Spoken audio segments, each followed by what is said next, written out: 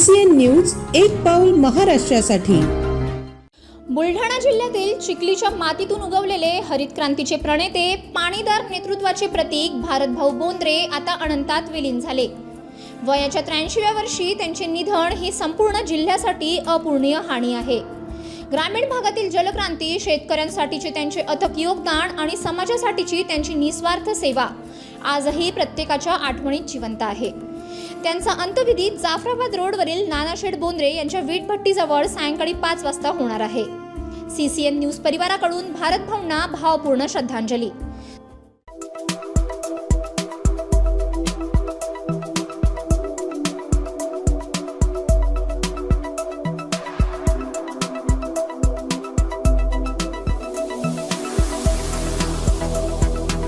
तसेच आपल्या भागातील महत्त्वाच्या बातम्या पाहण्यासाठी CCN न्यूज डेस्क चॅनलला सबस्क्राइब करा आणि बेल आयकॉन प्रेस करा।